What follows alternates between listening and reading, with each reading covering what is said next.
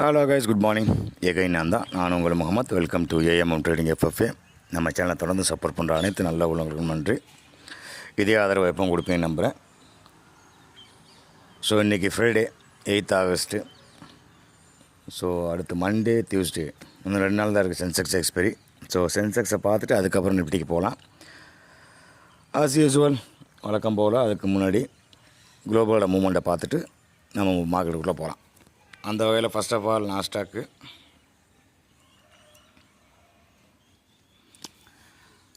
நம்ம சொன்ன மாதிரி தான் கரெக்டாக ஒரு ரீடெஸ்ட் எடுத்தவங்க ப்ராப்பராக வந்து 23,350 வந்து ஸ்ட்ராங் சப்போர்ட்டாக ஒர்க் அவுட் பண்ணி இன்னும் போயிட்டு தான் இருக்குது. ஸோ மார்க்கெட் வந்து அடுத்து எப்போ எது ரீச் ஆகும்னா 24,532 அங்கே வரைக்கும் போகணும். பார்க்கலாம் அடுத்த ரவுண்டு எங்கே போகுது அப்படின்னு. அதுக்கு முன்னாடி என்ன போகணும், 550 to 750 அந்த ரேஞ்சை கிராஸ் பண்ணணும். அது ஒரு ஸ்டேஜ்.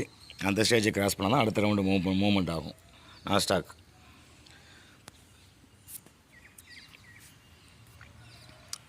டவ் ஜோன்ஸ் அதே 44,200க்கு மேலே போகாத வரைக்கும் வண்டி ட்ராவல் பண்ணாது. அதே மாதிரி கீழே 43,700 கீழே போகாத வரைக்கும் கீழேயும் போகாது. அதே ஜோனுக்குள்ளே தான் ஆடிக்கிட்டு இருக்குது. ஸோ பார்க்கலாம். ட்ரெண்ட் லைனுக்கு மேலே தான் இருக்குது, அந்த சேனலுக்கு மேலே தான் இருக்குது. ஸோ புது ஆல் டைம் ஹைக்கு போகுதா இல்லையா அப்படிங்கிறத கொஞ்சம் வெயிட் பண்ணி தான் பார்க்கணும். அதுக்கு தோத அந்த நாஸ்டாக் ட்ரம்ப் வந்து இந்த டேரிஃப் இஷ்யூலாம் இருக்குது இல்லையா இந்தியாவோட. ஸோ அது கொஞ்சம் எகென்ஸ்டாக போயிட்டுருக்கோம் அவங்க மார்க்கெட்டில்.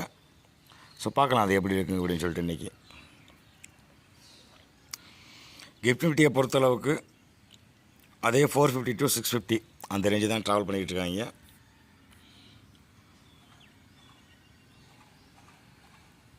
ஸோ கொஞ்சம் மாற்றி வைப்போம், ஏன்னா 400 வரைக்கும் வந்துருக்கு இல்லையா.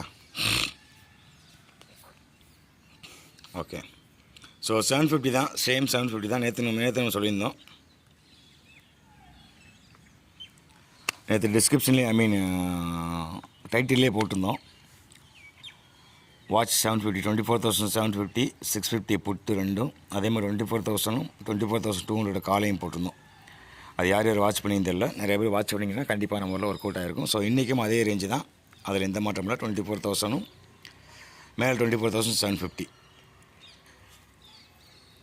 அது இப்போ கன்ஃபார்மாக 100% கன்ஃபார்ம் ஆகிருக்கு. ஸோ இன்னும் 24,000 அவன் போகாமல் பூஸ்ட் கிடைக்காது. ஆனால் அதில் ஒரு பியூட்டி ஒன்று இருக்குது, அது என்னங்கிறத அப்புறம் சொல்கிறேன். சென்செக்ஸ் பற்றிங்களா, இதுதான் வந்து அனலைஸோட எஃபெக்ட்டு. நம்ம மேலே இருக்கும்போது சொல்லியிருந்தோம் 83,000 84,000 இருக்கும்போது சொல்லியிருந்தோம். மீண்டும் 79,800 நோக்கி வண்டி ட்ராவல்